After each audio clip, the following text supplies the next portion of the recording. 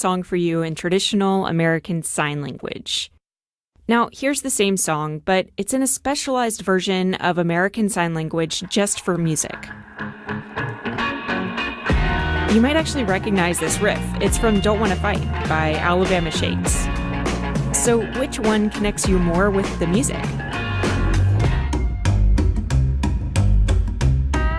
Hi, I'm Amber Galloway Gallego. She's interpreted concerts in ASL for literally every artist you could think of. Adele, Kendrick Lamar, Drake. I think it's up to 400, a little bit over 400 now. Now, Amber is a part of a growing number of ASL interpreters that work to translate a hearing-centric music world into a visual one. I want to introduce you to three very talented women.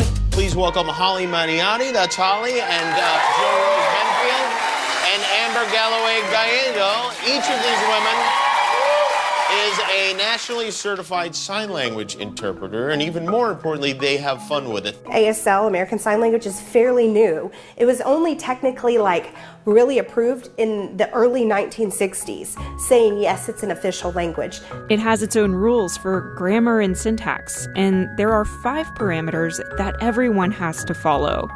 The first is hand shape. Now, this is a sign for mom, and this is the sign for dad. The hand shape in both cases has to look like this. You have palm orientation, so your palm can't be facing down or up. And then there's location. The hand has to be placed on the chin for mom, and the forehead for dad. And then you have movement. The fingers have to wiggle or they can bounce. And finally, there are the non-manual markers. These non-manual markers are vital in conveying instrumental sounds. That's going to be the expression here, but also the expression that happens on your body, right?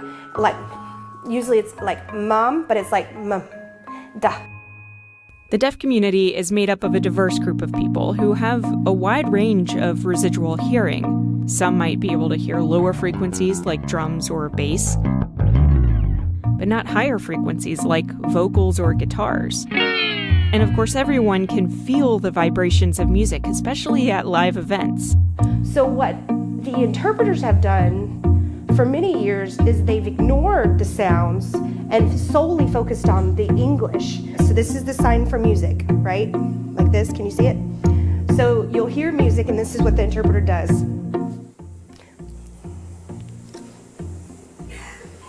Music. And that's all they do.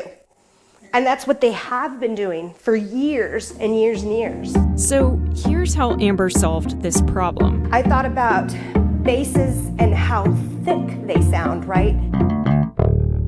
And when there's a fat person, they'll do like this, like they'll show a person like this, but they do this. You have to do this to show thickness and density, right? So you'll see my lower sounds are lower put here, and then my higher sounds go up. And you'll see my facials move to that. So I'm like bow, wow, like the wow, wow, wow. So you'll see that bow, wow, and then I show this to show the waviness. There's actually footage of her doing this exact thing on stage with the Red Hot Chili Peppers. If we merely show the sign for music, then we are doing an injustice as an interpreter. So after listening to the beat and how their tonality is and all the instruments, then what I do is I break it down from English to ASL. So rhyming metaphor and wordplay are an intrinsic part of lyrical music, especially hip-hop. So how do you translate that to a visual form of communication?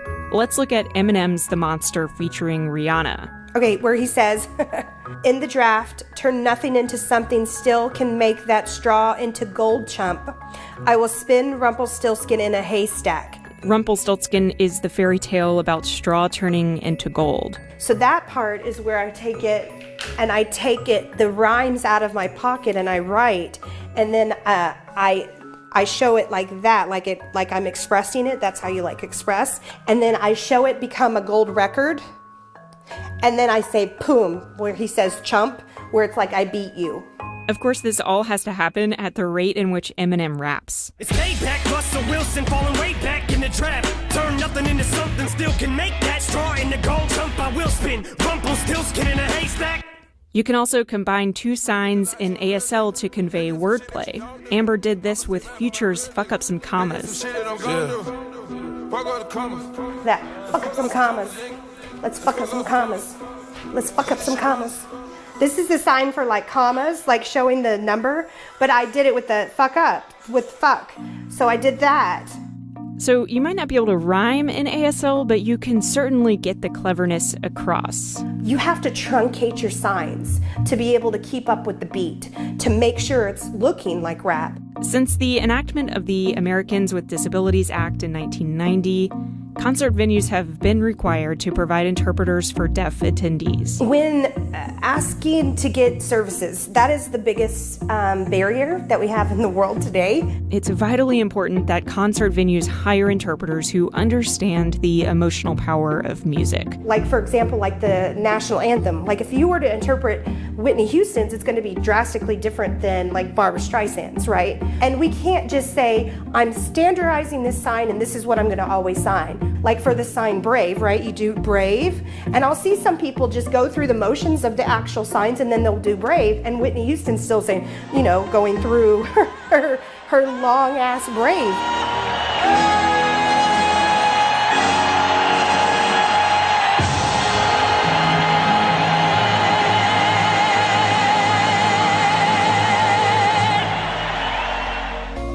That's the whole reason we go to music events, is to be a part of this experience and forget about the rest of the world and be there in that moment. And so many times deaf people are not allowed that experience because we as hearing people choose to say no.